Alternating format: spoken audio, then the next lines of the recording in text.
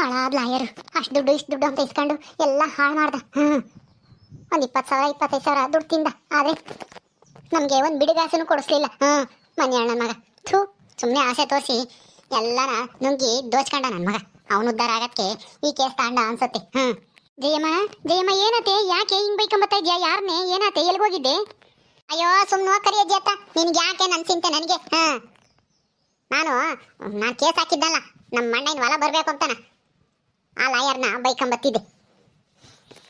ಹೌದಾ, ಯಾಕೆ ಏನತ್ತೆ? ಅವನ್ನ ಯಾಕೆ ಬೈಕೊಂಬತ್ತಾ ಇದೆಯಾ? ಎಲ್ಲ ಕೋರ್ಟ್ನಾಗೆಲ್ಲ ಕೇಸ್ ಎಲ್ಲ ಮುಗೀತೆ, ನಿನ್ಗೆ ಆಸ್ತಿ ಸಿಕ್ತೆ? ಎಷ್ಟು ಸಿಕ್ತೆ? ಊರು ತುಂಬಾ ಸಿಕ್ಕೈತೆ. ಎಷ್ಟು ಸಿಕ್ತೆ ಅಂತೆ? ಒಂದು ಬಿಡುಗಾಸನೂ ಸಿಗಲಿಲ್ಲ. ನನ್ನ ದುಡ್ಡೆ ಹೋಯ್ತು. ಒಂದು 20,000 25,000 ಏನೋ ಹೋಯ್ತು ಎಲ್ಲನ ಕಿತ್ಕೊಂಡು. ನನಗೆ ಒಂದು 5 ಎಕರೆನಾದ್ರೂ ಬರುತ್ತೆ ಅಂತ ಅಂದ್ಕೊಂಡಿದ್ದೆ. ಆದ್ರೆ ಏನು ಮಾಡೋದು, ಒಂದು ಬಿಡುಗಾಸು ಸಿಗ್ದಂಗೆ ಮಾಡ್ದ ನಾವು ನಮ್ಮ ಅಣ್ಣಯ್ಯ ನನಗೆ. ಲಾಯರ್ನ ಫಸ್ಟ್ ಮಕ್ಕು ಹೋಗಿಬೇಕು. ಅದ್ರಾಗೆ ಏನು ಹೇಳಿರು ಗೊತ್ತಾ? 2000ನೇ ಇಸ್ವಿಗಿನ ಮುಂಚೆಲೇನೆ ಭಾಗ ಮಾಡ್ಕೊಂಡಿರೋರಿಗೆ ಕೇಸ್ ಹಾಕಿರೋ ನಡೆಯಲ್ಲ ಅಂತ ನಾ ಹೇಳಿರ ಜಡ್ಜು. ಏನು ಮಾಡೋದು, ನನ್ನ ಹಣೆ ಬರ ಸರಿ ಇಲ್ಲ. ಯಾವ್ದಾದ್ರೂ ಸಿಗುತ್ತೆ ಸಾವುಕಾರ ಆಗ್ತೀನಿ ನಾನು ಅಂತ ಅನ್ಕೊಂಡಿದ್ದೆ, ಏನೇನೋ ಆಸೆ ಇಟ್ಕೊಂಡಿದ್ದೆ. ಅದೇ ಈ ಥರ ಆಗುತ್ತೆ ಅಂತ ಅನ್ಕೊಂಡಿರಲ್ಲ ಬಿಡು. ಹೌದೇನು ಜಯಮ್ಮ? ಅಯ್ಯೋ ಪಾಪ ಅಲ್ಲ, ನೀನು ಈ 1 ತಿಂಗಳಿಂದ ಎಷ್ಟು ಓಡಾಡಿದ್ವಿ, ಎಷ್ಟು ಖರ್ಚು ಮಾಡಿದ್ಯಾ.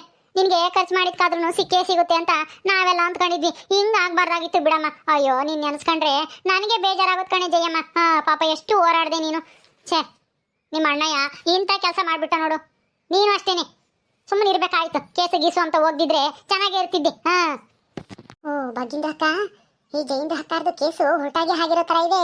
ಅದಕ್ಕೆ ಈ ಜೈಂದ ಹಕ್ಕಾದು ಮುಖ ಹೊಳ್ಳೆ ಸುಟ್ಟು ಬದನೆಕಾಯಿ ಥರ ಆಗಿದೆ ಅಲ್ಲ ಕಣೆ ಬಾನು. ನಾನು ಅದನ್ನೇ ನೋಡ್ತಾ ಇದ್ದೀನಿ. ಜಯಮ್ಮ ರೇಕ್ಸಕ್ಕೆ ಒಂದು ಒಳ್ಳೆ ವಿಷಯ ಸಿಕ್ತು. ಬಾಬಾ. ಅಯ್ಯೋ ಭಾಗ್ಯಂದ ಅಕ್ಕ, ಏನು ಗೊತ್ತಿಲ್ಲ ಅನ್ನೋ ಥರ ನಾಟಕಾಗೆ ಮಾಡಿ ಆಮೇಲೆ ಇದೆ ಮಜಾ. ಹೌದೌದು, ಸರಿ ಹಂಗೆ ಮಾಡೋಣ ಬಾ. ಆದ್ರೆ ಏನ್ ಮಾಡೋದಜ್ಜಿ? ಅಲ್ಲ, ನನಗೆ ಬರ್ಬೇಕಾಗಿರೋ ಆಸ್ತಿನ ನಾನು ಕೊಡ್ಬೇಕಾನೆ. ಅದಕ್ಕೆ ನಾನು ಹೋದೆ. ಅದು ಅಲ್ದೇನೆ ಅವಳು ನಂದಿನಿ ಆ ಲಸ್ಮಾಕನ್ ಮಾತು ಕೇಳ್ಕೊಂಡು ನನ್ನೇ ಜೈಲಿಗೆ ಹಾಕಿಸ್ತಾರೆ. ಹೇಳು, ಇದೆಲ್ಲ ಸರಿ? ನನ್ನ ಅಣ್ಣಯ್ಯ ಮಾಡಿದ್ದು. ನಾನು ಕೇಸು ಹಾಕ್ತಿರ್ಲಿಲ್ಲ, ಯಾತೋ ಹಾಕ್ತಿರ್ಲಿಲ್ಲ, ಆಸ್ತಿ ಮೇಲೆ ಸುಮ್ಮನಿರ್ತಿದ್ದೆ. ನನ್ನ ಜೈಲಿಗೆ ಪೈಲಿ ಕಳಿಸ್ದಂಗೆ ಬಿಡಿಸಿದ್ರೆ ನಮ್ಮ ಅಣ್ಣಯ್ಯ ನಾನು ಸುಮ್ಮನೆ ಆಗ್ತಿದ್ದೆ. ಆದ್ರೆ ಜೈಲಿಗೆ ಕಳಿಸ್ಬಿಟ್ನಲ್ಲ ನನ್ನೇನೆ ತಂಗಿ ಅಂತಾನೆ ಯೋಚನೆ ಮಾಡ್ದಲೇನೆ. ಅದಕ್ಕೆ ನನಗೆ ಸಿಟ್ಟಿಗೆ ಕೇಸ್ ಹಾಕ್ತಿ. ಆದ್ರೆ ಏನ್ ಮಾಡೋದು, ಅದೆಲ್ಲ ನನಗೆ ಉಲ್ಟಾ ಹೊಡಿತು. ಹೋಗ್ಲಿ ಬಿಡು, ಯಾಕೆ ಬೇಜಾರಾಗ್ತೀಯ? ಇನ್ನೇನ್ ಮಾಡಕ್ಕಾಗುತ್ತೆ, ಆಗಿದ್ದಾಗೋಯ್ತು. ಅರೇ ಕರಿಯಜ್ಜಿ, ಹೆಂಗೆ ಆಯ್ತು ಜೈಂದು ಹಕ್ಕಾಗೆ? ಹೆಂಗೆ ಆಯ್ತು? ಜೈಂದು ಹಕ್ಕ ಯಾಕೆ ಈ ತರ ಸಪ್ಗೆ ಇದ್ದೀರಾ? ಯಾರನ್ನೋ ಬೈಕೋತಾ ಇದ್ದೀರಾ? ಪಾಪ ನಮ್ದು ಜೈಂದು ಹಕ್ಕ ಯಾವ ತರ ಇದು ಒಳ್ಳೆ ನವಿಲ್ ತರ ಕುಣಿದು ಹಾಡ್ತಾ ಇದ್ರು. ಈಗ ಯಾಕೋ ಸಪ್ಗೆ ಆಗಿದ್ದಾರೆ. ಏನ್ ಜೈಂದು ಹಕ್ಕ ಹೆಂಗೆ ಆಯ್ತು? ಸುಮ್ನೆ ಹೋಗತ್ ಕಲ್ತ್ಕಳೆ ಬಾನು. ನನಗೆ ಏನಾದ್ರೆ ನಿನ್ಗೆ ಯಾಕೆ ಬಂದ್ಬಿಡ್ತಾವೆ ಇವೇಡೋನು. ಅವಳು ಹೇಳ್ಬೋದ್ಲ ಲಕ್ಷ್ಮಿ? ಯಾಕೆ ಜಯಮ್ಮ? ಲಕ್ಷ್ಮಕ್ಕ ಹೇಳ್ಬೋದ್ಲ ಗೊತ್ತಿಲ್ಲ. ಮಗಳೂರ್ಗೂ ಏನೇನೋ ಹೋಗಿರ್ಬೇಕೇನೋ.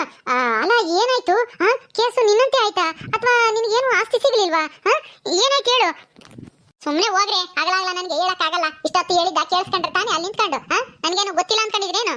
ಅಲ್ಲ ಕೇಳಿಸ್ತು, ಆದ್ರೂ ಅದೇ ನಿಜಾನ ಅಂತ ಒಂದ್ಸರಿ ಕನ್ಫರ್ಮ್ ಮಾಡ್ಕೊಂಬಕ್ಕೆ ಕೇಳಿದೆ ಜೈಂದು ಅಕ್ಕ.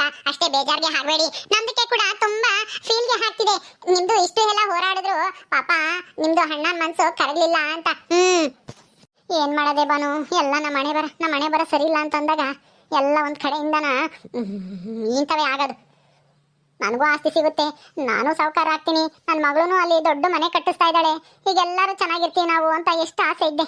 ಆದ್ರೆ ಈ ಲಾಯರ್ ನನ್ನ ಮಗ ನನ್ನೇ ನಂಬಿಸಿ ಯಾಮಾರಿಸ್ಬಿಟ್ಟ. ನನಗೆ ಬರೋದಿರ್ಲಿ 20,000 ರೂಪಾಯಿ ನಂದೇ ಹೊರಟೋಯ್ತು. ಇನ್ನೂ ಒಂದು 5,000 ಹೆಚ್ಚಾಗಿ ಆಗಿರ್ಬೇಕು. ಅದು ಲೆಕ್ಕಕ್ಕೆ ಇಟ್ಕೊಂಡಿಲ್ಲ. ಅವನಿಗೆ ಕೊಟ್ಟಿರೋದೆಲ್ಲನ.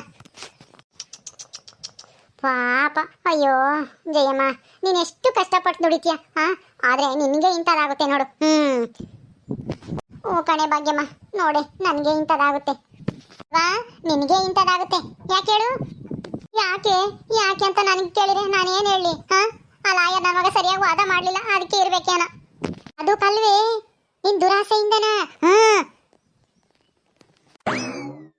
ಏನಂದೆ? ದುರಾಸೆಯಿಂದನ? ಏಯ್ ಸೋಡಾ ಬುಡ್ಡಿ ಮುಚ್ಕೊಂಡು ಹೋದೆ ಸರಿ.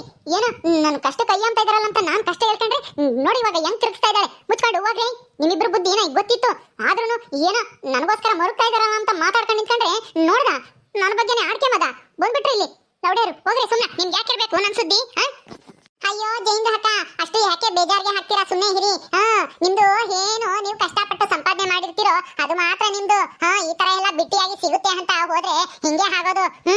ಅದಕ್ಕೆ ಇನ್ನೊಂದ್ಸಲ ಈ ತರ ಎಲ್ಲ ಕೇಸು ಅದು ಇದು ಅಂತ ಓಡಾಡ್ಲಿಕ್ಕೆ ಹೋಗ್ಬೇಡಿ. ಹೋಗಿ ಕಷ್ಟಪಟ್ಟು ಹಸು ಮೇಯಿಸಿ ಸಗಣಿ ಎಲ್ಲ ಬಾಚಾಕಿ ದುಡಿಮೆ ಮಾಡಿ, ಆಗ ನಿಮ್ದು ಕೂಡ ಸಾವುಕಾರಿಗೆ ಹಾಕ್ತೀರಾ. ಕಣೆ ಜಯಮ್ಮ, ಇವ್ರು ಹೇಳೋದ್ ಸರಿನೇ. ನೀನು ಬರೇ ಕಂಡಾರ್ ಕಾಸೆ ಪಡ್ತೀಯಾ, ಇನ್ನೊಬ್ಬರನ್ನ ಹಾಳು ಮಾಡ್ಬೇಕು ಅಂತ ಯೋಚನೆ ಮಾಡ್ತೀಯಾ. ಅದಕ್ಕೆ ಮತ್ತೆ ನಿಮ್ಗೆ ಯಾವ್ದು ಒಳ್ಳೇದಾಗಲ್ಲ. ಒಳ್ಳೇದಾಗ್ಬೇಕು ಅಂದ್ರೆ ನೀನು ಬೇರೆಯವ್ರಿಗೆ ಒಳ್ಳೇದ್ ಬಯಸ್ಬೇಕು. ಹೌದೌದು, ಕರಿಯಜ್ಜಿ ಹೇಳ್ತಾ ಇರೋದು ಸರಿಯಾಗೇ ಇದೆ.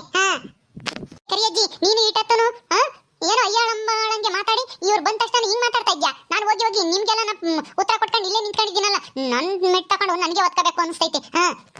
ಹೊಡ್ಕೊಳೆ ಜಯಮ್ಮ, ಅವಾಗಲಾದ್ರೂ ಬಂದಿಟ್ಟು ನಿನ್ ತಲೆಗೆ ಬುದ್ಧಿನಾದ್ರೂ ಬರುತ್ತೆ ಅನ್ಸುತ್ತೆ. ಹೊಡ್ಕೊ.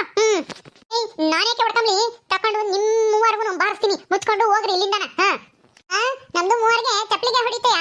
ಹೊಡಿ ನೋಡೋಣ. ನಿಮ್ದು ಏನಾದ್ರೂ ಒಂದೇಟು ಹೊಡೆದ್ರೆ ನಮ್ದು 3 ಜನ ಸೇರಿ ನಿಮ್ದಕ್ಕೆ ಒಬ್ಬರಿಗೆ 3 ಏಟು ಹೊಡಿತೀವಿ. ಗೊತ್ತಾಯ್ತಾ? ಹೋಗ್ರಿ ಹೋಗ್ರಿ, ನಾನು ಮಾತಾಕ್ ಹೋಗ್ತೀನಿ. ನಿಮ್ಮ ಹತ್ರ ಮಾತಾಡ್ಕೊಂಡು ನಿಂತ್ಕೊಂತ ಏನಲ್ಲ. ಹೋಗು ಹೋಗು, ಬೇಗ ಹೋಗಿ ಉಂಡು ಮನೆಗೆ ಹೋಗು ರಗ್ಗೊಚ್ಕೊಂಡು ಪಾಪ. ನಡಿಯೇ ಬಾನು ಹೋಗೋಣ. ನೀ ಬಗ್ಗಿಂದ ಅಕ್ಕ, ಈ ಜಯಮ್ಮಗೆ ಸರಿಯಾಗಿ ಹುರ್ಸದಿ ಇಬ್ರು ಸೇರ್ಕೊಂಡು. ಅಲ್ಲ ನಡಿ ಕರಿಯಜ್ಜಿ, ಹೋಗೋಣ. ಯಾಕೆ ಇಲ್ಲಿ ನಿಂತ್ಕೊಂಡಿದ್ಯಾ? ಏನ್ ನಿಲ್ಕೊಂಡೆ ಬಾನು, ಸುಮ್ಮನೆ ನಿಂತ್ಕೊಂಡೆ. ಜಯಮ್ ಬಂದ್ಲೆಲ್ಲ ಮಾತಾಡ್ಕೊಂಡು ಕೇಸ್ ಏನಾಯ್ತು ಅಂತ ನನಗೆ ಕೇಳ್ತಿದ್ದೆ ಅಷ್ಟೇನೆ. ಬರೀ ಅವಳ ಪಡ್ತಿದ್ದ ಅಹಂಕಾರಕ್ಕೆ ಸರಿಯಾಗಿ ಆಗೈತಿ. ಫಸ್ಟಿಗೆ ಏನು ನಿನ್ಗೆ ಹಿಂಗಾಗ್ಬಾರ್ದಾಗಿತ್ತು ಹಂಗಾಗ್ಬಾರ್ದಾಗಿತ್ತು ಅಂತ ಹೊಗಳ್ತಿದ್ದೆ. ಏನ್ ಮಾಡೋದು, ಅವಳು ಎದುರಿಗೆ ಅದು ಇದು ಹೇಳಿರಿ, ಆಮೇಲೆ ಸಿಟ್ ಮಾಡ್ಕೊಂತಾಳ ಅಂತ ನಾನು ಹಂಗೆ ಹೇಳಿದೆ ಅಷ್ಟೇನೆ. ಬರೀ ಈ ಲೌಡರು ನನಗೆ ಬುದ್ಧಿ ಹೇಳಕ್ ಬರ್ತಾರೆ ನನಗೆ. ಏ ಹರಿತಾ ಹರಿತಾ, ಎಲ್ಲೋದೆ? ಇವಳೊಬ್ಳು ಕರೆದ್ರು ಮಾತಾಡಲ್ಲ. ಏಯ್, ಎಲ್ಲಿ ಹಾಳಾಗೋದೆ ಹರಿ? ಅತ್ತೆ, ಕೋರ್ಟ್ ಮುಗೀತಾ? ಅಲ್ಲಿ ಮುಗಿಸ್ಕೊಂಡ್ ಬಂದ್ರೆ ಏನಾಯ್ತತೆ? ಆಸ್ತಿ ಸಿಕ್ತಾ ನಿಮ್ಗೆ? ಎಷ್ಟ್ ಸಿಕ್ತತೆ? ಅರ್ಧ ಆಸ್ತಿ ಸಿಕ್ತಾ ನಿಮ್ಗುನು? ಹೇಳಿ ಅತ್ತೆ, ನಾನು ನೀವ್ ಎಷ್ಟೊತ್ತಿಗೆ ಬರ್ತಿರೋ ಅಂತ ಕಾಯ್ತಾ ಇದ್ದೆ. ನಾನೇನೆ ಪಾಯಸ ಮಾಡಿಕ್ಕಿದೀನಿ ಎಲ್ಲರಿಗೂ. ನಮ್ಮ ಮನೆಗೆ ಇವತ್ತು ಪಾಯಸ ಮಾಡೋಣ, ಹೆಂಗೋ ಆಸ್ತಿ ಬರುತ್ತಲ್ವಾ ನಿಂತವ್ರ ಮನೆಯದು ಅಂತಾನ. ಪಾಯಸ ಗಸಗಸೆ ಪಾಯಸ ಮಾಡಿದೀನತ್ತೆ, ತುಂಬಾ ಚೆನ್ನಾಗೈತೆ, ಘಮ ಘಮ ಅಂತೈತೆ. ಅಯ್ಯಯ್ಯೋ, ಇವಳೆ ಅವಳಪ್ಪ.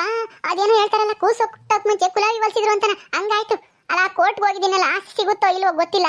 ಬಂದ್ಮೇಲೆ ಮಾಡೋಣ ಕೇಳಿ ಕೇಳಿ ಅಂಬದ್ ಬಿಟ್ಟು ಇನ್ನೂ ಹೋಗಿ ಬರೋದೇ ತಡ. ಅದೇ ಪಾಯಸ ಮಾಡ್ಕೊಂಡವಳಂತೆ, ಗಸಗಸೆ ಪಾಯಸನ. ನನಗೆ ಹೊಟ್ಟೆ ಹತ್ಕೊಂಡು ಉರಿತೈತೆ, ಅದ್ರಾಗೆ ಇವಳು ಬೇರೆ. ನನ್ನ ಹಣೆ ಬರನೇ ಸರಿ ಇಲ್ಲ, ಹೋಗತ್ತ.